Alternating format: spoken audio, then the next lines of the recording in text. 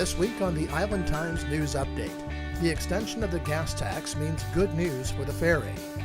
Atlantic Beach is back to square one on its city manager search, and a Jacksonville woman thinks a portion of Jax Beach should be clothing optional.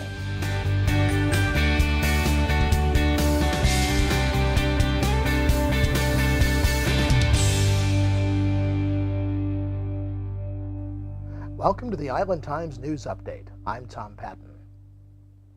The Jacksonville City Council voted 16-1 Tuesday night to extend the 6 cent per gallon gasoline tax through 2036, with Councilman Stephen Jost casting the only no vote.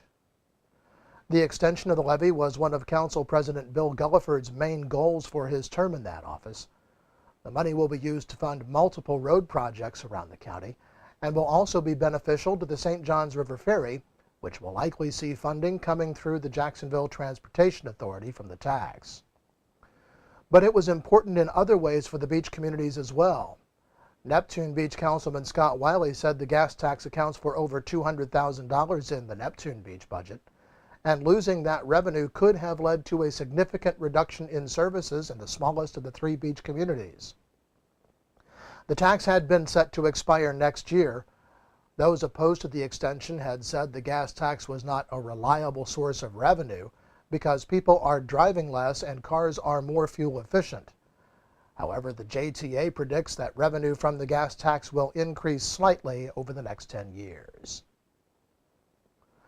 The city of Atlantic Beach is now on its second search firm as it looks to hire a new city manager. The commission had originally selected Colin Basinger and Associates from Daytona Beach, but last week the firm severed its ties with the city. Atlantic Beach HR Director Kathy Berry said that originally the firm had told the city it did not have time to complete the search, but later sent a letter saying there was an apparent lack of confidence between the city government and the company. The company terminated its contract at no charge to the city and allowed Atlantic Beach full access to any documents it had prepared in the early part of the search. At a special called meeting Tuesday night, the commission agreed to enter into a contract with Springstead of Richmond, Virginia to complete the process. Berry recommended that the commission hire Springstead, saying the company had been her first choice in the process. Berry also said the company's bid was lower than the third search firm in the competition. Springstead will have to come back and re-interview members of the commission and the city staff in order to determine what qualities they think they would like to see in the, quote, ideal candidate for the position of city manager. A description of Atlantic Beach that was prepared by the previous firm may be passed along to the new company. The commissioners emphasized that time is of the essence in getting the search moving. The original contract was for an amount between $20,000 and $25,000, and Springstead will be paid something in that range for their work. Well, do you have a desire to go to a nude beach without leaving the local area? A Jacksonville woman has launched an online petition to have a 1-mile portion of Jacksonville Beach designated as clothing optional, but the petition is getting a cool reception from the leaders of the community. The petition is posted on the change.org website. In making her petition, Jacksonville resident Angela Anderson said that a section of Jacksonville Beach should be designated as clothing optional. Anderson said it's about choices. If people want to go to a clothing-required beach, they could still do that. But for now, those who want to visit the beach nude do not have that option, and she thinks they should. Speaking on the Salt Air radio show on AM 1600, Anderson said she realized it would be an uphill battle, but that part of her intention was to start a conversation, and that she has. Jacksonville Beach Mayor Charlie Latham was not at all receptive to the idea. He said, quote, "Here's what you need to know. It's not going to happen." Well, as we officially begin the hurricane season Sunday, the city of Jacksonville has changed the way it designates evacuation zones for emergencies, including hurricanes. In the past, evacuation zones have primarily been based on the category of the approaching storm. New scientific data that includes other factors such as wave action, precipitation, and areas known to flood has allowed Duval County Emergency Management to better define evacuation zones for Duval County. Effective this month, evacuation zones will be based on a lettering system with A, B, C, D, E, and F zones.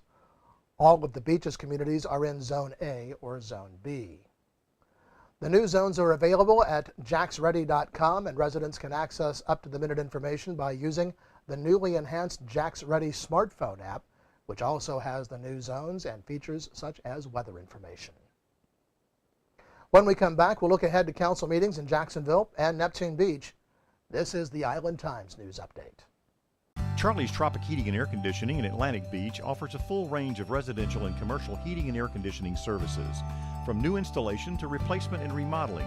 Charlie's Tropic Heating and Air Conditioning can keep your home comfortable year-round, and they offer preventive maintenance contracts to keep your system running at peak efficiency. Charlie's Tropic Heating and Air Conditioning is an authorized Bryant dealer and will service all brands. For year-round comfort in your home or business, contact the original Charlie's Tropic Heating and Air Conditioning at 241-1788. Beaches Academy Child Care Center in Jacksonville Beach has been offering affordable, loving child care to families in the Beaches communities for 35 years. Conveniently located on Penman Road, Beaches Academy offers care for children from infants through preschool, with programs that encourage learning and outdoor play. Our affordable tuition means families can get quality child care at a price that fits their budget. Contact Beaches Academy at 246-3885 and schedule a tour of our center. Beaches Academy, the child always comes first. Welcome back to the Island Times News Update. I'm Tom Patton. Neptune Beach is set to add gender identity and expression and marital status to the list of what may not be considered in its official personnel policy. The resolution is not expected to have any opposition on the panel at the next meeting. The council will also consider on first read ordinances dealing with failure to disperse and blocking the public right-of-way. Police Chief David Sembach says he needs the new laws to help deal with crowds expected on July 4th.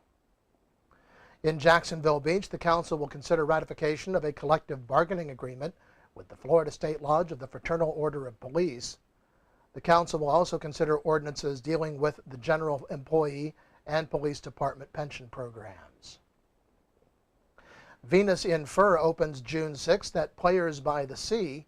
The play is described as a mysterious, funny, erotic drama. Tickets are available now at the theater. And the next songwriters concert at Adele Grage Cultural Center will be held Sunday, June the 8th. Whether you write, sing, play, or simply enjoy good music, host Mike Shackelford and his fellow talented local performers will transform the Atlantic Beach Theater into a magical space for 2 hours of original music creations by neighbors and friends. The National Weather Service says we can expect just a slight chance of thunderstorms Saturday and Sunday, and then a return to sunny and dry weather for the first of the week. The Island Times is always digital, always free at www.theislandtimes.com. Become a subscriber and get updates on news from the Beaches communities delivered right to your email box. And don't forget to like us on Facebook. I'm Tom Patton. Thanks for watching.